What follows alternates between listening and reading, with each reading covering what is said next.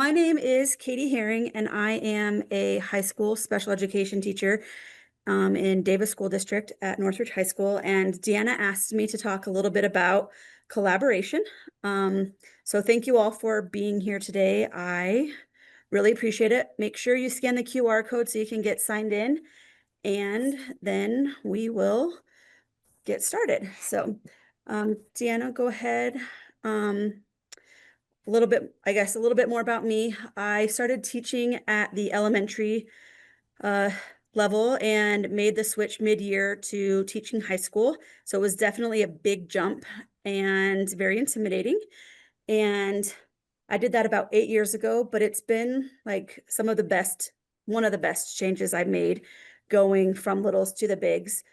So today I'm going to share a little bit about what I've learned as far as collaboration goes with you guys. So go ahead and move on to the next slide.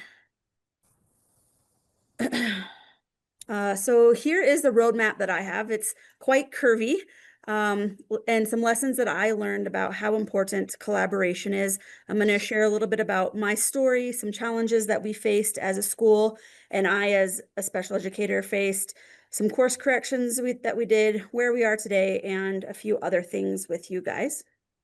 You can go ahead and move to the next slide, please. So I'm going to start my story from when I switched from teaching elementary students to high school students. I made this career move, as I mentioned earlier, mid-year. So that came with some of its own challenges. One of those challenges being scheduling. I didn't have to create the student schedules for the second half of the year, which was great. But then when I started making the schedules, and then the students actually came back in the fall for their classes, they came back and said, I'm not allowed to be in this class. And I was very confused about that. So I said, okay, and I switched them out. And this ended up happening a few more semesters, and I didn't know why. So eventually I decided to talk with our career and technical education coordinator, our CTE coordinator, to find out what I was missing. Did they have certain teachers who didn't necessarily want to work with my students with disabilities? Was I missing prerequisites that were required? Was I missing like an application or something? I have found out since then that especially for yearbook, kids have to apply to be on the yearbook staff. And I just thought, oh, you can join that and it's no big deal. So for me, that was a really big change as a teacher. So I just needed to know if those were the things that I was missing out on. And fortunately, through that conversation, I learned a few very important things. First was what I had feared about the teachers not wanting to work with my students with disabilities was not true. The real issue was a breakdown in communication due to a lack of collaboration between myself and the counseling and CTE department. I found out that the classes I'd been placing my students in were called pure concurrent enrollment, or CE classes, meaning that the students had to take the college credit portion of the class. Next slide, please. I found out that there were other optional concurrent enrollment classes that were available, but those weren't the classes that I had been putting my students in. I learned that my students were absolutely welcome to take the peer classes. They just need to be able to do so and handle the rigor at which the class had with the accommodations that the universities would allow. But I also realized that the optional CE classes were where I should have been and should be, and to this day, continue focusing on putting my students in. Once my career and technical education coordinator and I got the situation sorted out, we started brainstorming some ways that we could clear up miscommunications between our CE, CTE, and our special education teachers. And one of those ways that we decided to do that was to have the CE and the CTE teachers develop a list of skills that would be useful and that my students with IEPs needed to have to be successful in those classes. This way we could make sure that everybody had a shared understanding of the level of students who were going to be in the room. And me as a special educator, I would know what sorts of supports I was going to be expected to provide for my students when they were in those classes. So that was a very eye-opening experience for me, and it's definitely worked well for us. It's helped us as a school, making sure that we have the supports that our students are going to need. This has definitely been a process, and even 8 years later, it's something that we're still fine-tuning. The whole collaboration thing definitely is an ongoing process. So what started out on my part as a very simple scheduling issue ended up being a powerful lesson in how important it is to have open conversations, the shared expectations, and an understanding of each other's roles, just so that when we collaborate, it can be meaningful and beneficial for the students. Um, so this realization for me was a huge turning point. It helped me see how easily a miscommunication, one such as scheduling, could really muck up things for the gen ed teachers and my students, and how important it is for us to work together collectively, to make sure that our students have access and the right supports for the opportunities that we are able to give them. So go ahead and move on to the next slide, please. It was around this time that my school district decided that they wanted to roll out this Without Limits initiative. And the goal of this was to make schools more inclusive by getting students with IEPs and 504s more involved in career and technical education pathways. The idea was to help these students explore skill-based career options that they could start training for in high school, possibly earning certificates, but if they weren't able to finish the whole thing, they'd at least have a huge head start by the time that they finished graduating, to be able to be employable close to after graduation.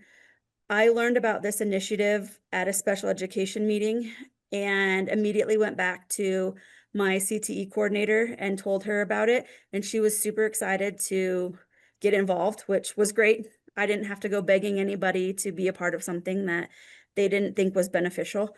So together, my CTE coordinator and I thought of some teams, like some members from a team. We just wanted to have CE teachers there. We wanted to have CTE teachers.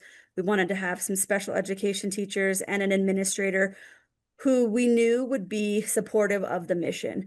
We intentionally chose people who would have an immediate buy-in and who would see the long-term value of creating something long-term and meaningful, and not just have it be another short-term project that we oftentimes see in the education world. During my third year teaching at the high school, I learned about and attended the Post-Secondary Transition Institute. I'm not sure if that's something that you teachers as junior high teachers have ever heard about or not. But I didn't understand what the transition plan in the IEP was. I came mid-year, like I said, from an elementary school. Particularly, I was working with kindergarten through second grade students. So the transition plan was completely foreign to me. And I wanted to get better at it. I wanted to learn what it is, how to write an effective transition plan, and why it was so important for my students, because people in my district are like, this is really important. And I didn't understand why. So attending the Transition Institute helped me with that immensely. Next slide, please. Attending, oops. I think we Is are it? on a little too far ahead. Hold on a second. Sorry about that. It's okay. So we are at where we are today. So I think it's slide like 6. Okay, so I'm clicking back, but it Yep. seems like it's forward, If you right? go back, just, Oh, this one. oh, we're still back farther. I'm sorry. Keep This going one? back. Okay. No, I think 2 or 3 more slides. Okay, I don't know why that happened. One more. Oh, okay, 2 more. Sorry. Hmm. I think it's one right before this, yes. So, Okay. where we are today, attending that post-secondary transition conference completely changed my perspective, and I figured out why the transition plan was so important. It wasn't just a small part of the IEP, but it's actually what drives the whole IEP.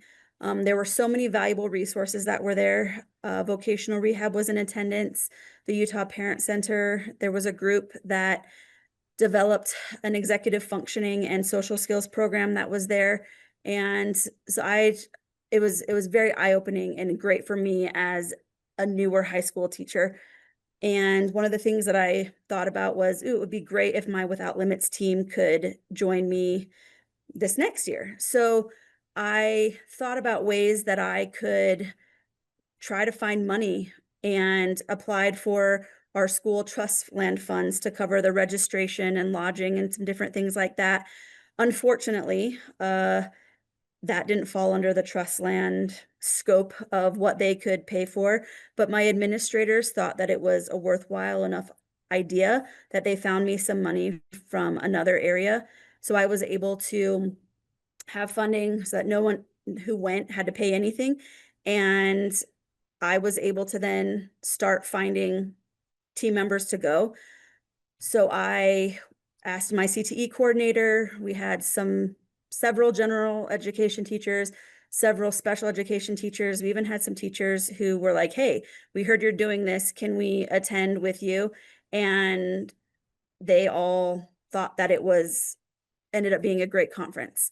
Um, Now we're 3 years in, and we've continued attending as a team. And each year we've expanded our group. Most recently, we included our multilingual learners learning team. We recognize that our MLL students could benefit from some of the post-secondary transition supports that our students with IEPs and 504s do. And last summer at the conference, we actually created a new committee. It's the Building a School Home Connection, or the BASH team.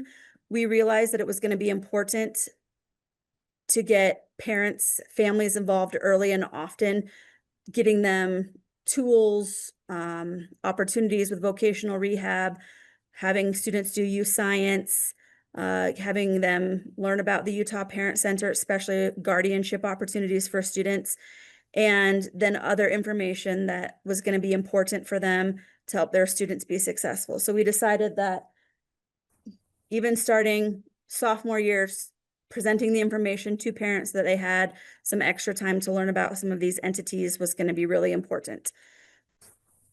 Through all of this work, building committees, cross-curricular collaboration, and fostering inclusivity, I've learned that patience is key. I've learned that change takes time, and not everybody is going to immediately see the vision that you have. And for me, I'm not going to lie, that was pretty discouraging, but it was important for me to keep going. And as slow as progress feels at times, I know that every small step I'm taking is moving me one step closer to making a real difference for my students and my school community. Next slide, please.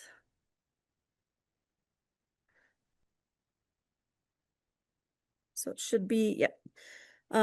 So instead of the curvy roundabout road that I took as far as collaboration goes, I wanted to give you some ideas for potentially straighter shot by giving you some shortcuts for kickstarting collaboration. Go ahead and move on to the next slide, please. So as far as collaboration goes, the first thing you need to determine is, what is your need? What are you hoping to accomplish? Do you need help with accommodations? Do you need support with behavioral strategies? Do you need input on how to make assignments or activities modified and differentiated for various levels of students with IEP support? Whatever your need is, that's where your collaboration is going to begin. And once you've identified that, then you can start thinking about building the right team to help you reach your goal. So once you've had a chance to think about what your need is, think about who needs to be at the table with you. Do you need a counselor who's going to be an expert in scheduling, or an administrator who can help with approval and logistics?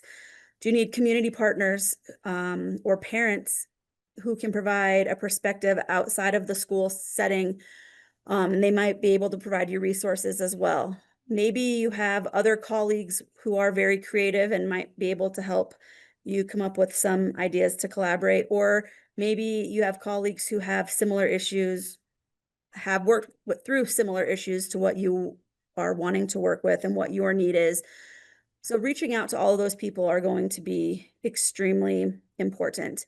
Building the right team is essential because having the right people on your collaborative team are going to make all the difference. It's going to make it so that your collaboration is meaningful and effective. Excuse me. Once you have your team in place, the next step is to figure out how you're going to organize the information.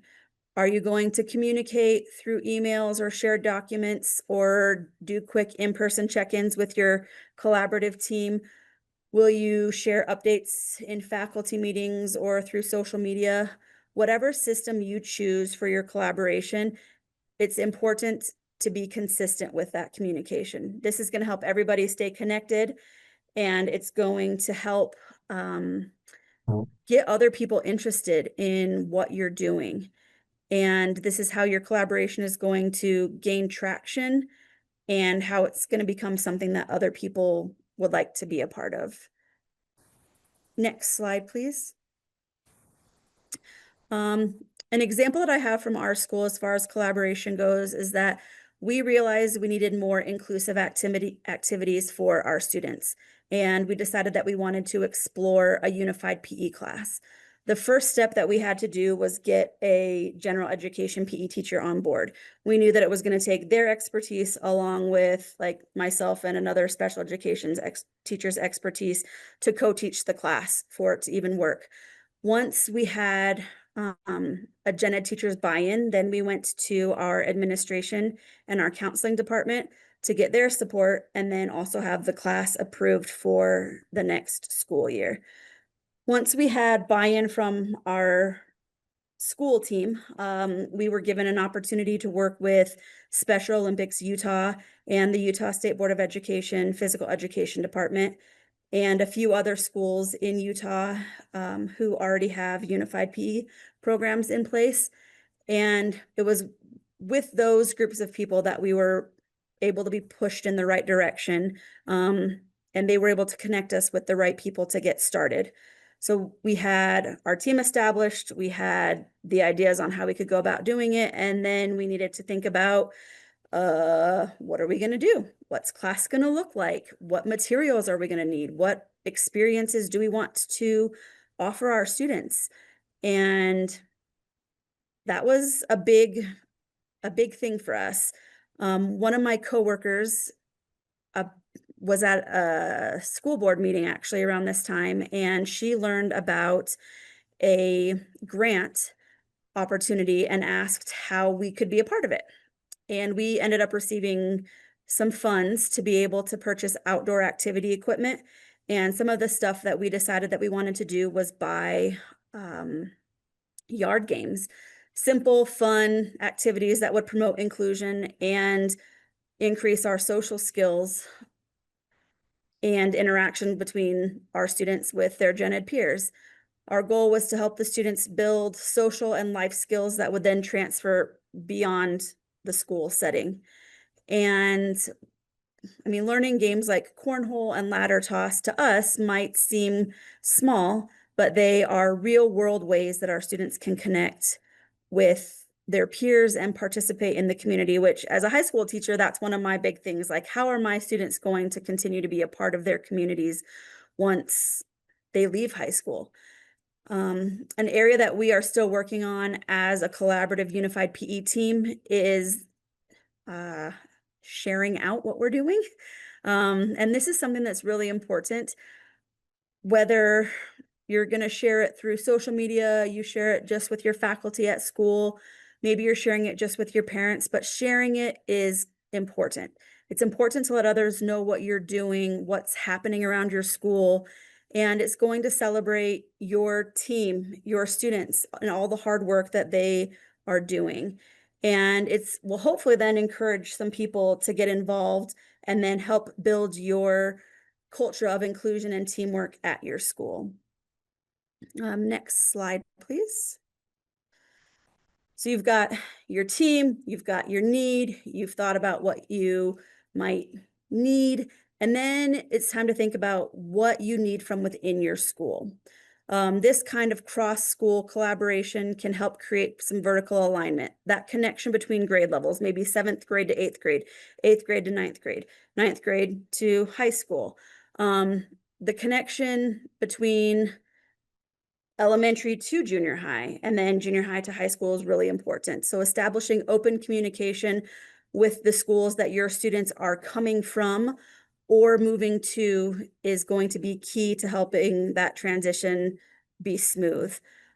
Another example that I have is at our high school, we host a welcome night for our incoming sophomores before they fill out their course requests. Students and families are invited to come and explore the school. They get to learn about the classes that are offered. They get to learn about some of the clubs that we have. They get to take tours of the school and meet the teachers. This helps our incoming sophomores then make informed choices about the classes that they want to be taking. This way, they're not just picking their course schedule based off of the name of a class. They get to see what that class actually entails. And that kind of helps relieve some of the anxiety about moving to a new school. I don't know if other schools in the state do these sorts of activities or something similar or not, but this could be a great way for our junior high and high schools to begin collaborating with each other. If you guys as junior high teachers were able to attend the feeder high school events that your students would go to, your presence as their current teacher might help the students and their parents feel more comfortable. And it would give you a chance to connect then with the teachers that your students will be having the next year. In our district, they have been able to work with the school board and have replaced one of our parent-teacher conference nights with this first night is what we call it. And so we come back after school and we have like a 2.5, 3 hour contract time where we're doing this first night program. And it falls within our contract time, so it's not an extra thing that has been added on to our plates, which is really nice. And if that's something that you guys are interested in, it's definitely something that you could possibly reach out to your districts about. Is this something that you find or think would be appropriate for us to do so we could start some collaboration with our high school counterparts? Another great resource that you have within your school is your counseling team.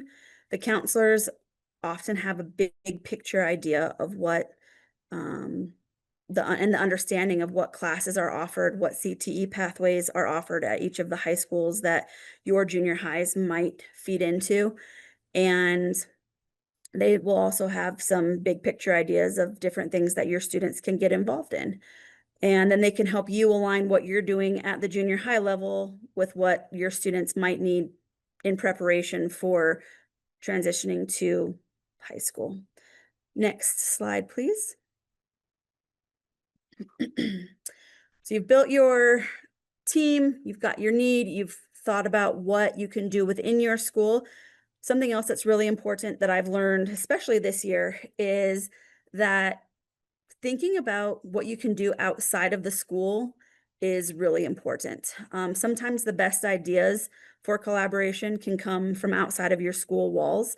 Maybe you know teachers at another school or have contacts in your professional circle that might have some ideas to help you with activities and things that you could do to transition your students from junior high to high school. Maybe you've had people who've worked on a similar need that you found and have some successful tips and tricks that they would be willing to share with you about how to help your students make that transition. So just getting some ideas, proven strategies, and maybe potential partnerships would be something that could come from reaching out to people outside of the school setting. There are also some counselors outside of the school that you can involve. For instance, I think the first VCOP meeting you guys had this year was with Priets. And the pre-ETS counselors presented on ways that you can start transition planning even at the junior high level. So involving these counselors early on is going to benefit your students and their families, but then it's also going to help make the transition from junior high to high school and beyond a little bit smoother. If you think back to my earlier example about our unified PE class, we discovered how important it is to collaborate outside of the education system when we were at a conference recently. My students were asked to speak on a panel at the Utah Outdoor Recreation Summit. And after their presentation was done, we got to talk with some representatives from the Department of Natural Resources, or the DNR. And they shared with us that they have lessons and hands-on experiences for students to learn about classroom topics like ecology or the subject of velocity in math and science. And I didn't know that that existed. And they said that they have a whole slew of educational lesson plans under their recreation division. So that conversation that I had with the DNR reminded me that collaboration opportunities are everywhere. And you never know who you're going to meet, what kind of partnerships you can form, or how things can grow from just a simple conversation. It reminded me once again that the world of education and the world beyond is actually a lot more smaller and more connected than I remember. um, Next slide, please. So I have a few tips and tricks. Over the years, I've picked up a few helpful tips on how to make collaboration more effective. So the first one is to have an agenda, but more importantly, having it, but sharing it ahead of time. When you are able to share the meeting beforehand, it gives everybody a chance to read through what the agenda is. They can come with questions, comments, concerns, and then this leads to a more productive meeting rather than it just being a brainstorming session. And when you give people that time, it's just going to make your collaborative team that much better. Another important thing is to establish norms. I have an new administrator this year, and on one of the committees that I'm on, he said, okay, we need to set some norms. He asked us, what don't you want this project to turn into? So we listed off a whole slew of things, and he said, okay, that's what our norms are going to be. We're going to take the things that you don't want it to be and we're going to do the exact opposite. And then that way we can measure, are we getting too close to where we don't want to be, or are we staying over here in the area that we need to be in so that we can be productive? So I thought that was pretty neat and something that I wanted to share with all of you guys today. Something else that's really important is to build a common vocabulary for your team. This is especially important when you're working across grade levels or from junior high to high school, or even elementary to junior high. An example that I have at the high school is we use terms like industry standards when we're talking about career and technical education. And industry standards are skills and qualifications and competencies that students needs that they can be prepared for success when they enter the workforce. And those sorts of terms are things that, as a special education teacher, I would have no clue what they meant if I wasn't connected with the CTE program that we have. So establishing that vocabulary from the get-go is going to be extremely important so that everybody stays on the same page. Teachers, students, parents, community partners. It's going to reduce confusion, and it's going to create consistency from one level to the next, which ultimately is going to benefit our students. Go ahead and move on to the next slide, please. A few more tips and tricks. When working together, it's really important to get to know each other beyond teacher mode.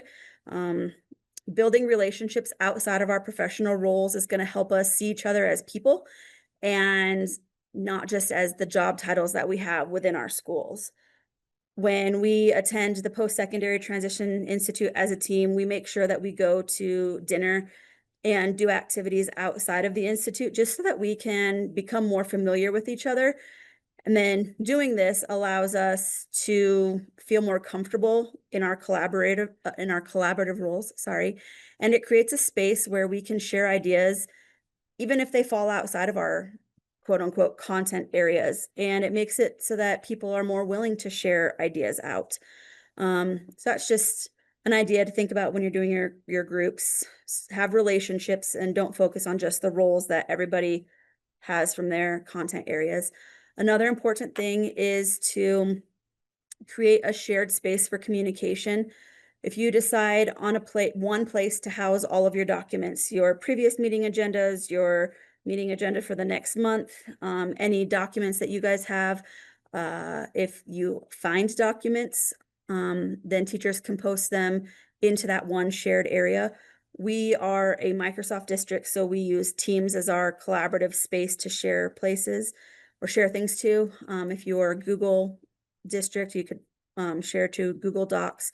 We actually had a gen ed teacher who did some research and found some fonts that help students who are dyslexic. So she shared that into our team space and then actually sent an email out to the whole staff saying, hey, if you have students who are complaining about not being able to read your stuff, like here are some fonts that you could use that might help them be more successful with that. Something else that's really important, the lesson that I've learned is the value of collaborating early before a problem gets too big. Looking back, I definitely should have reached out to my CTE coordinator that first semester when my students were being sent back to me, and I had no clue why. Instead of reaching out to her, I made the same mistake for 3 more semesters, and that was, not great on my part, and it ultimately just messed my students up. And so if I would have reached out to her right away from the get-go, I could have gotten through that hurdle right then and there, and it wouldn't have been an issue anymore. And so that was very humbling for me. I learned that reaching out is not a sign of weakness, but it's an essential part of problem solving and professional growth, and it's a big part of collaborating. Move on to the next slide, please. A few more tips and tricks that I have are to include students in the conversation. And as a collaborative group that we have at my school, this is an area that we are lacking in. We are missing the student perspective, and it's something that we know, and we're trying to work on that. We know that our ideas of what we think that the students are going to want aren't going to be as valuable as the students themselves telling us what they want and what they need. And so we're hoping this year that we can start building some student collaboration into our meeting times. And then that will make things more meaningful and effective for us as a collaborative team and then our students as a whole.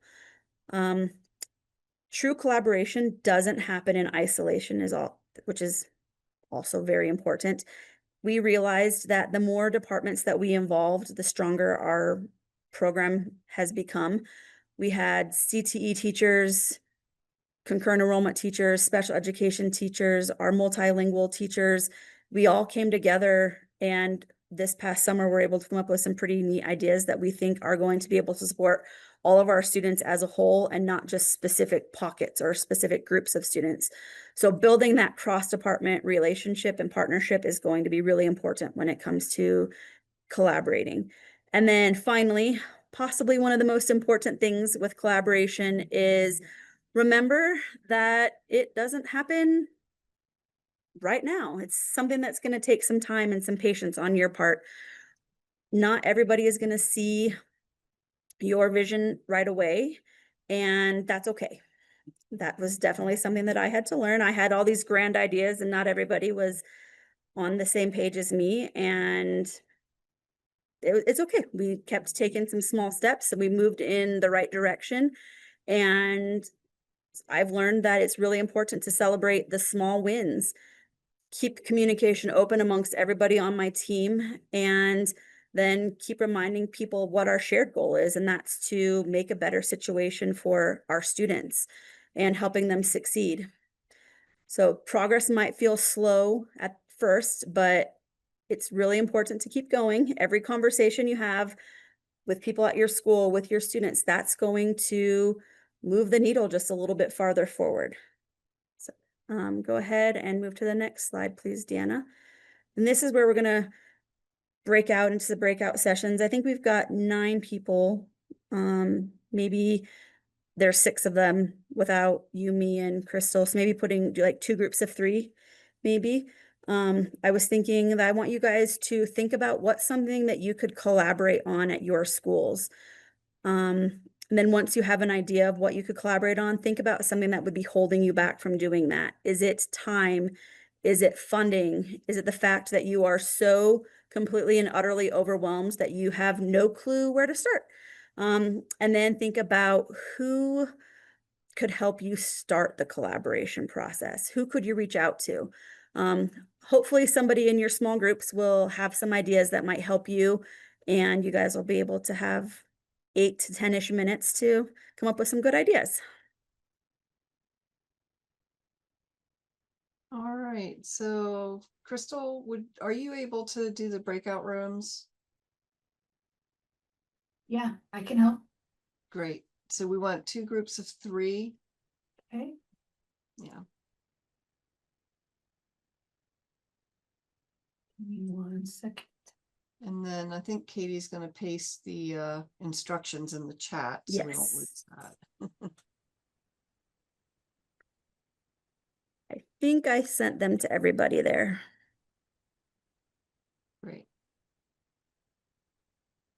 Okay. Are we ready to open rooms then? Yes. Yes. Thank you. Thank you so much. I really appreciate it.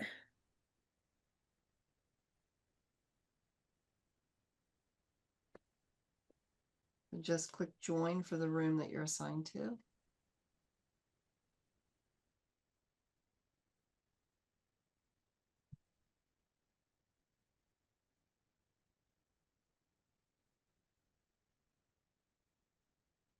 Looks like Melanie's the only one that hasn't joined a room yet. Oh, there she goes. Thank you, Crystal. Yeah, absolutely. Yes, thank you so Happy to much be for doing helpful. that. I'm going to pause the recording.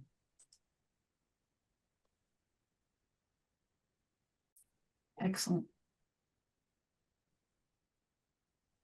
Okay. I think everybody's back. Would you go ahead and push next, Deanna, please?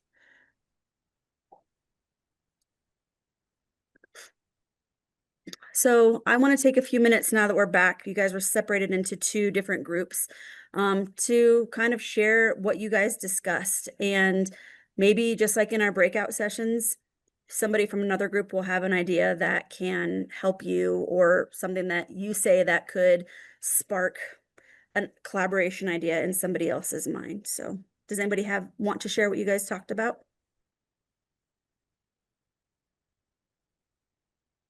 We were a little bit off topic, but I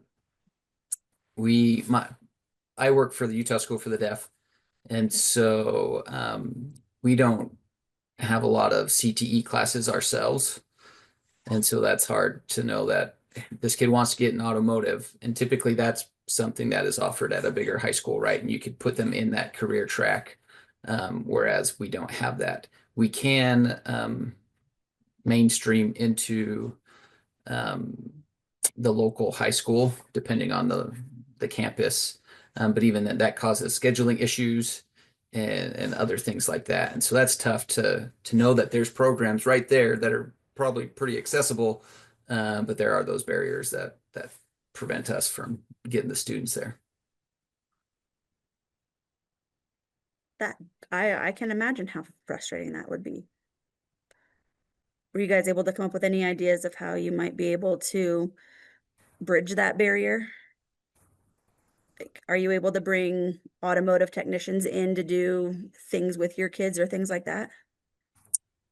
I haven't found people to do that yet. Okay. That'd be awesome. If you know people that are willing to do that, I would love to, right? We do have like guest presenters come in, so it's not like a class or anything like that. I don't know if I'm gonna say this right, Julissa. Right? She talked about like a trade school or like the community college right around there, maybe trying to partner up with them to do that. And we do at least in Ogden, the campus there, we have a good relationship with OTech and getting some students into those programs. That's awesome. Thank you for sharing. Mm-hmm. Does anybody else want to share what you guys talked about in your groups?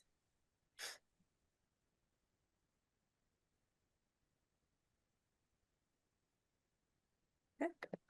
You can go ahead and move on to the next slide, Deanna. So just my last slide here quick. Finally, when it comes to collaborating, asking for what you need is going to be key to your success.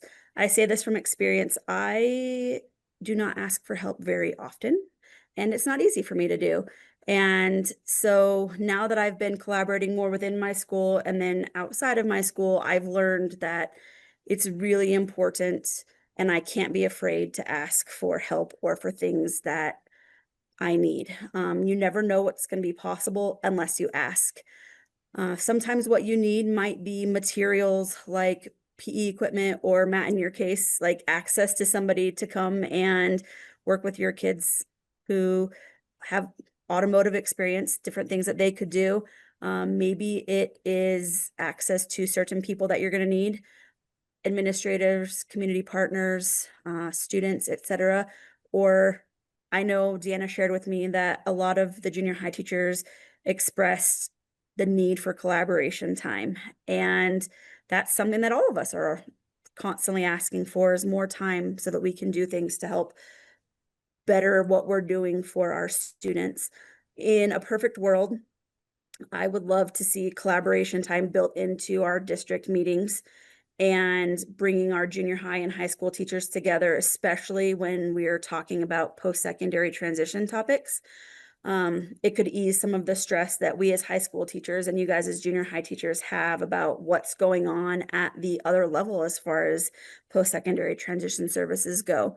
And another idea for collaboration is to possibly collaborate during professional learning community or PLC time, if that's something that your district has or will allow you.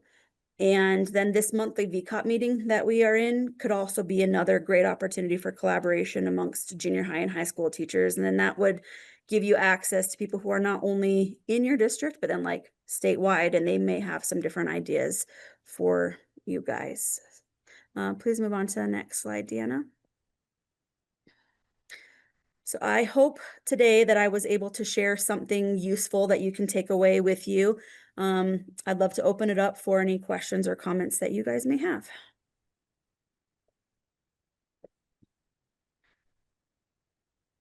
And then if there aren't any, we can move on to the next slide.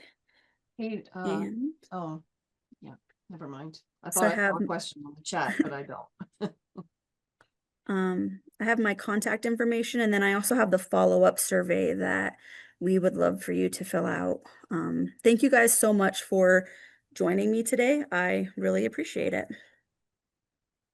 Thank you, Katie. We really appreciate you being here. This was a great presentation, and like you said, I hope that everyone was able to get, glean something that they can take back to their settings, or more questions on how you can put things into place. And Katie has her email there. Please contact her if you have any questions. Crystal has her hand raised. No, she's clapping. Okay. Of course you can reach out to any one of us at USBE, but it's a lot of times it's so very nice to have somebody who's really in the trenches doing this stuff and building the plane, so to speak. So thank you, Katie.